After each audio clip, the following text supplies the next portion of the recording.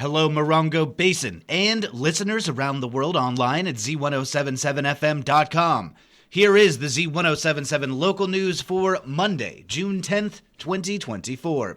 At tomorrow's 10 a.m. meeting of county supervisors in San Bernardino, Land Use Services will ask the board to revisit the issue of short-term vacation rentals and the scarcity of affordable housing for sale or rent in Joshua Tree and other unincorporated communities in the high desert.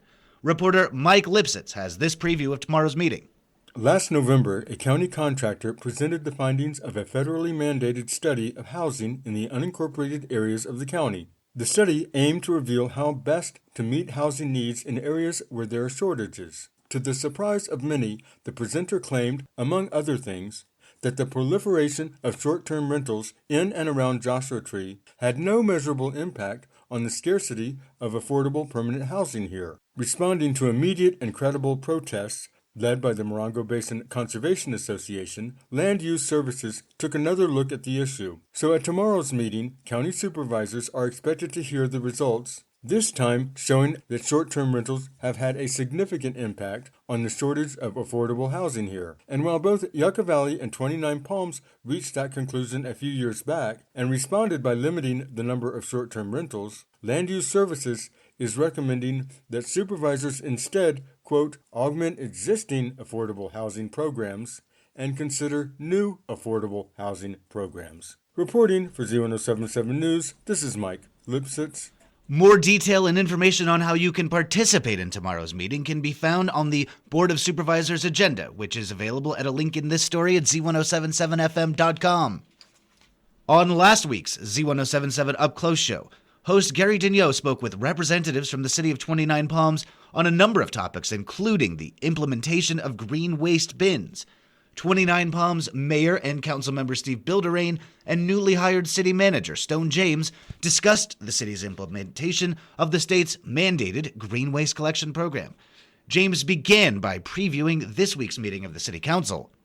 The rollout of the organics has already begun. Organics recycling, yes. Yep, we're going to have a gentleman from city staff. He's going to share a success report this coming Tuesday, and it is breathtaking what his creativity and what his tenacity to ask the tough questions, to push back on state requirements, what he has accomplished for the city. What is the general population going to be participating? Like I say, in Indian Cove, we still don't have our cans and our extra bags. And Burtec should be beginning to deliver some of the barrels for the organics recycling this month.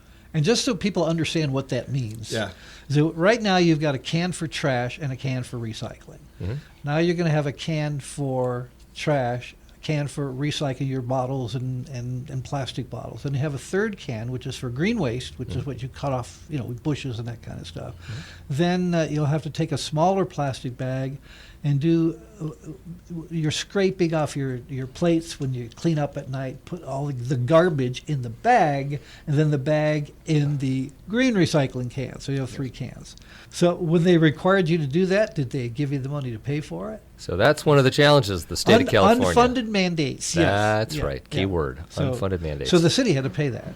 As that is being rolled out, you're getting pushback, Steve, or people going, they understand it really is not up to the city? People who do their research, they know it's not the city's calling, but there's always the outside that always think the city is the one driving the train of nonsense. It's not us. We try to fight it. We try to see what we can do to slow down the process because they want us to provide these services and give them out, but they had no facility to take them to.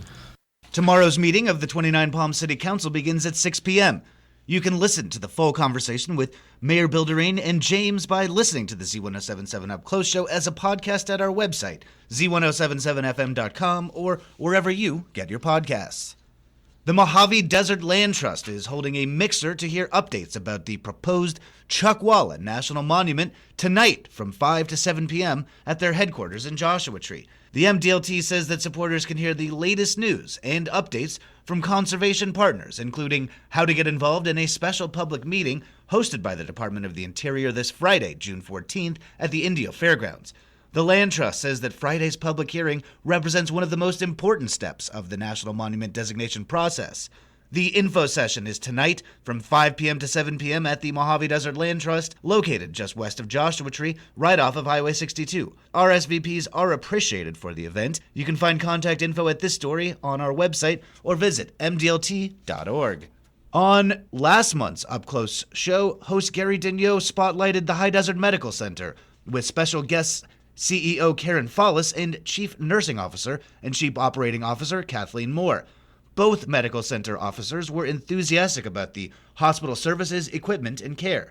Here is reporter Hillary Sloan to give you a bit of a breakdown on the history of the High Desert Medical Center. During the Up Close show, Gary Daigneault told his story about the medical center's beginnings. Well, High Desert Medical Center has a fascinating history. Back in the early 70s, there was a medical facility, primitive but workable, run by a couple of doctors in 29 Palms. And there was a medical facility in Yucca Valley. But the area was starting to grow and people were concerned about their health care. So the citizens of the Morongo Basin got together, formed the Memorial Healthcare District, which is a taxing district, taxed themselves, and then after a little bit of local controversy, decided to locate the hospital in Joshua Tree.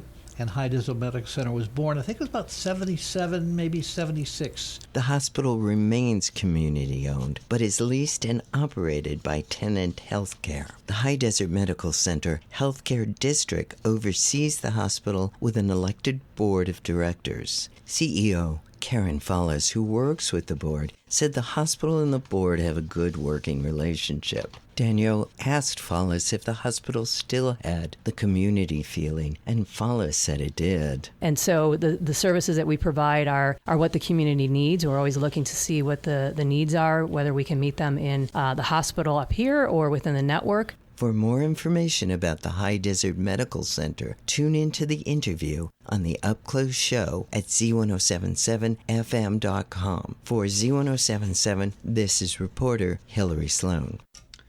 A free summer barbecue event will kick off the Morongo Unified School District's Summer Meals program this week, and everyone in the area is invited to come by for delicious free food.